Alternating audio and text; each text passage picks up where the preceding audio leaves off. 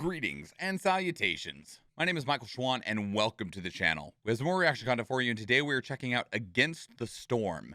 Now, Against the Storm, when I check the Steam page, it is a colony builder survival simulator game. So that could mean a lot of things. I definitely don't think it's trying to be like Sim City or City Skylines. I think it's more along the lines of like smaller city building resource management style game. One of the things that made me really want to look at this is specifically its art style, because its art style really reminded me a lot of Warcraft 3. But we'll see what the game actually has. We have a lot of trailers, but a lot of them are really small. Like, this is the initial teaser, which was 45 seconds. The initial gameplay trailer is 59 seconds, like 45 seconds. So we're going to be moving through these pretty quickly. So strap in, because in order to actually get a good look at this game, we're going to have to go through a bunch of very short trailers. So we're going to drop it back and let's go ahead and get started. See what I mean about that kind of like RTS style, especially with that stylized approach like Warcraft 3 had. Oh, it's a roguelite. Okay. That mean you can lose at some point? Beavers, humans, and lizards. Shall they live together in harmony?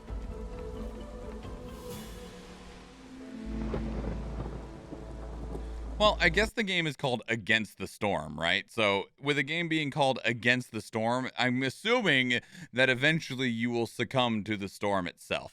But we'll go ahead and keep... It looks a lot like Warcraft, yeah. Which isn't bad. It's just an observation. I love the art style of Warcraft 3, right?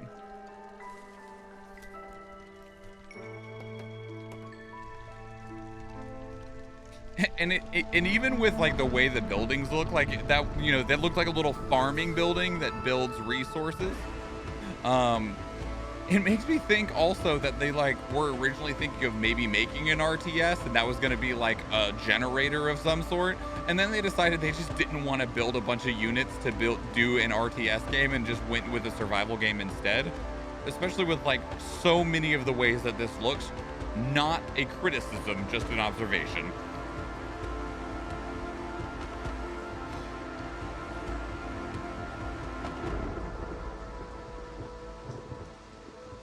Man, you know, if you wanted to keep a flame from dying out in a storm, I don't know, maybe don't just leave it open to the rain, okay?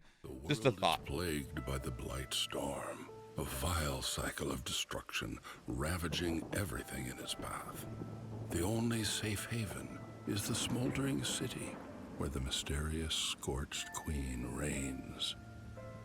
You are one of her viceroys, a pioneer sent into the wilds, tasked with establishing new settlements and acquiring valuable resources for the crown. Your goal is to help rebuild the smoldering city and secure the future of the Queen's subjects. Okay. Now, I do know, and it's mentioned already a couple times, demo available now on the Epic Game Store. It's been in early access in the Epic Game Store for a while, but it's actually full launch is approaching in the coming days. So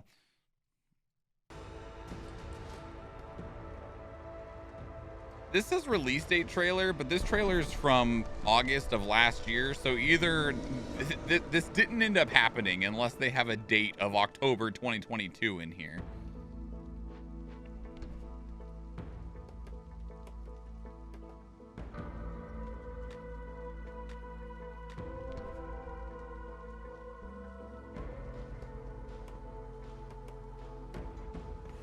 Feel Lord of the Rings vibes. The volcano has eyes. It's the Flame Queen. Don't worry about it.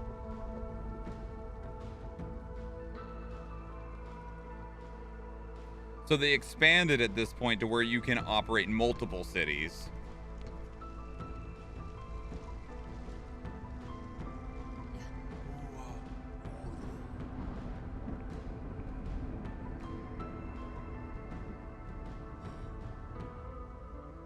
The project got larger, which isn't bad. It looks like even on their initial reveal, they had a pretty strong foundation in place.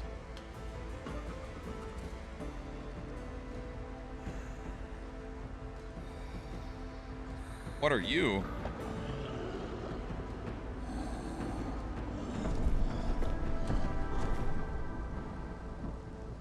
Are you able to fight the demon mole?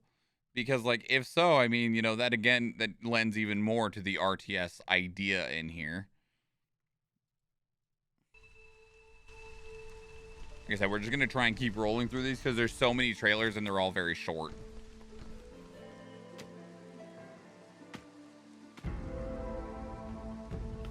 Did they discover new space? I mean, maybe, right? Beaverton! Probably need to build defense against those creatures. Yeah, probably, maybe like with buildings rather than soldiers. Because I didn't see anything fighting them, right?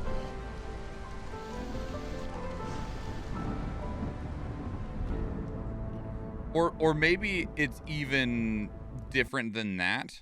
October 18th, is that of this year? No, that was last year. Okay. So it might even be different from that in that... First time, huh? Let me tell you what it's like to... It might be different from that in that you fight them by them just consuming resources rather than needing to actually spend units or anything against them. And that's part of the way that you can lose is it's like, in order to get rid of this creature, you need to have, you know, 20 gunpowder, 10 steel, and 15 food. And then you can just click on it and get rid of it in terms of like resource management. But we'll see. Viceroy, you must venture into the unknown wild to build cities for our scorched queen, provide housing for her citizens, and construct camps to gather scarce resources. It ain't easy, though. We might get a better idea as we watch, though. You better farm every inch of fertile soil. In such harsh lands, exploration is key. Gather everything you can and fulfill your villagers' needs. You better not favor one species over another. Don't be Utilize racist. Their potential. You wouldn't send a lizard to the lumber mill, would you? Give them raincoats. And for the Queen's sake, prepare for the storm. Sometimes you'll fail. It's a common risk in this business. But sometimes, oh, sometimes it just clicks. Everything falls into place. Folks hold their heads high. The flame grows ever larger. The yields are unlike anything you could imagine. The goods flow like a river. Nothing can stand in your way. It feels as if you were building 10 cities all at once. It's like you're about to rebuild the smoldering city on your own. For her. But that rarely happens. Not as long as the forest has its say. It's so peaceful when you first settle here.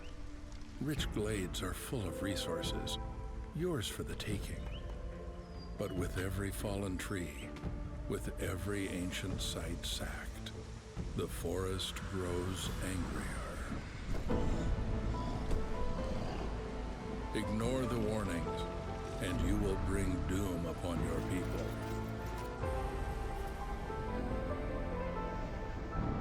So, my fellow, do you have what it takes to become a viceroy? Didn't you say I'm already a viceroy? So, as I said, they were in early access, so these next couple are updates, but they'll at least give us a continued idea of like what the game's core is. The flames in the middle remind me of Frostpunk. Have you played Frostpunk, Lameville? It's a game that I've like wanted to try for a long time because it just looks good, but I've never actually gotten around to doing it.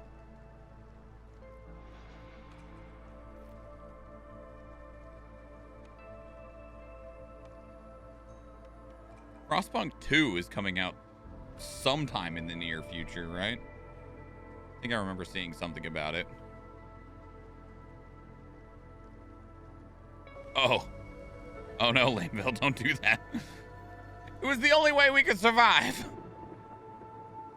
I do not feel like that showed us anything. All right, moving on. This is the Coral Forest update.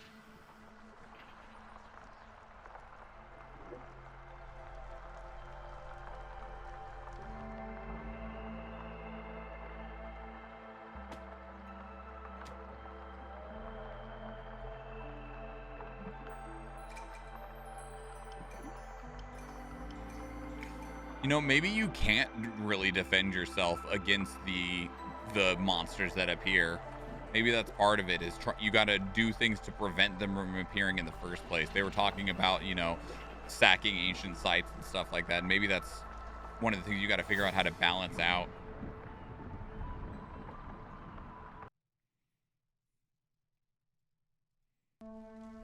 These update trailers, I feel like, only mean something if you know what's going on in the game. Harpies is another race, it looks like. By the storms, they lost their ability to fly. But unlike many, they survived. So you have humans, lizards, beavers, and harpies? There could still be hope for us.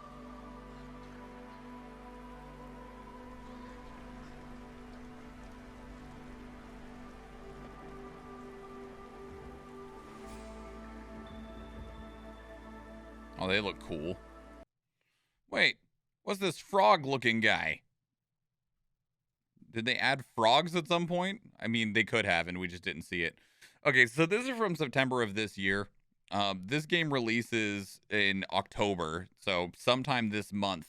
I believe I saw a different announcement. I don't think it's actually in this trailer that it's supposed to release on, I think, like the 21st.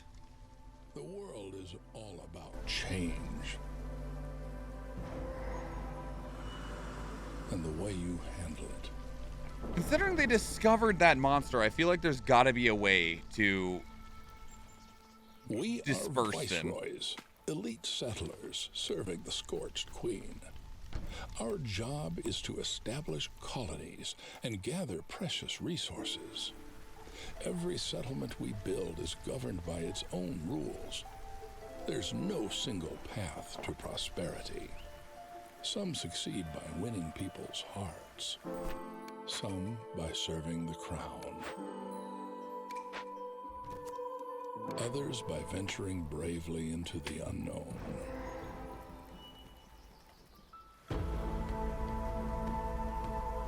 Our decisions shape... The newest trailer just said city instead of cities.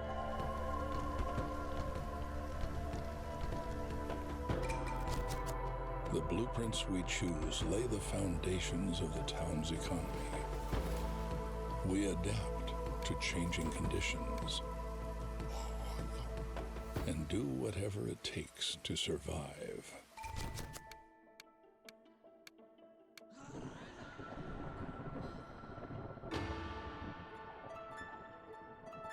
We head out into the far corners of the continent.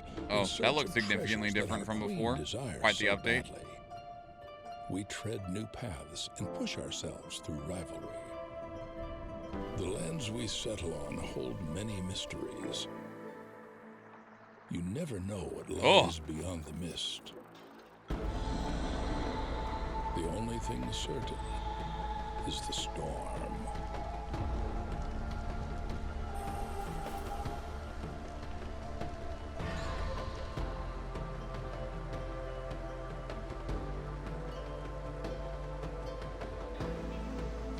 Embrace the change and build back from the storm. You're a viceroy after all. But beware, everything comes at a price.